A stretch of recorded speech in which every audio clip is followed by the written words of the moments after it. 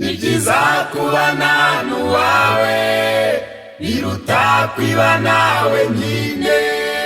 Babiri babona ibihembo bishitse by'imirimo yabo, kandi umwe muri baguye mugenzi we aramubyutsa. Nibyiza kubana n'uwawe biruta kwibana wenyine. Babiri babona ibihembo bishitse by'imirimo yabo, kandi umwe muri baguye mugenzi we aramubyutsa. Ubukwe ni ishingiro ry'ubuzima bw'umuntu, kandi ubukwe bwagura umuryango wa muntu, kandi ubukwe bukuza impagarike y'umuntu. Umwagura ubwenge mu kubaho kwe, umwagura ubwenge mu kubaho kwe. Igihamame y'ijuru yumviwe n'abanyir'ubukwe, nibwo buhinduka umugisha kuri bo, bukaba n'ingabo irinda umunezero wabo no kwera k'ubuzima bwabo. Igihamame y'ijuru yumviwe n'abanyir'ubukwe, nibwo buhinduka umugisha kuri bo, bukaba n'ingabo irinda umunezero wabo no kwera k'ubuzima bwabo.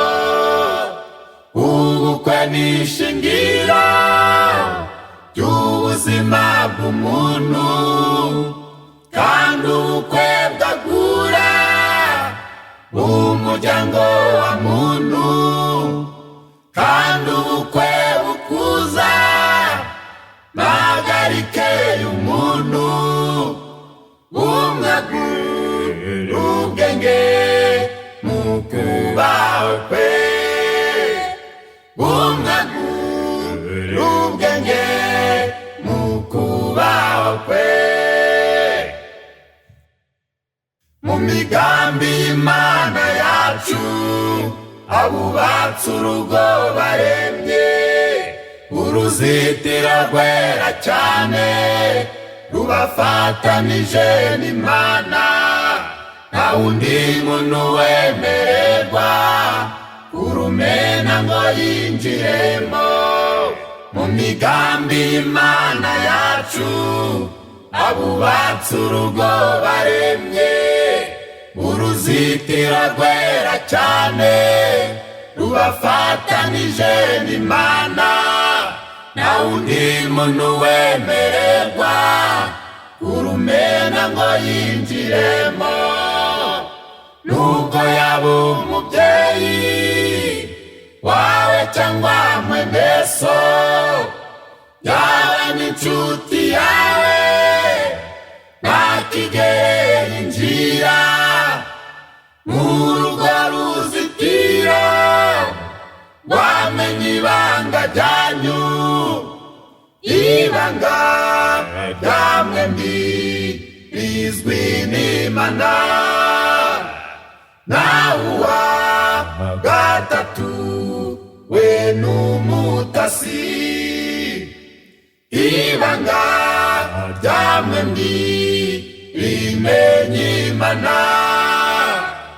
Nawe uwa gatatu yaje gutata, nubwo yaba umubyeyi wawe cyangwa mwene so, yaba n'inshuti yawe, ntakigere yinjira mu rugo ruzitiro wamenye ibanga ryanyu, ibanga rya mwembi rizwi n'Imana. imana. Naho uwa gatatu we n'umutasi, ibanga rya mwembi rimenya imana.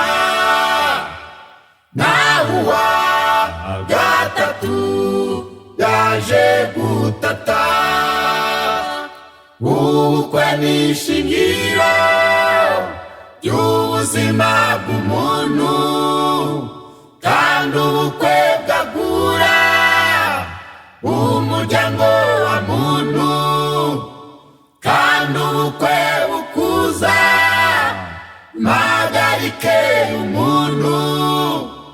Umwagura ubwenge mu kubaho kwe, umwagura ubwenge mu kubaho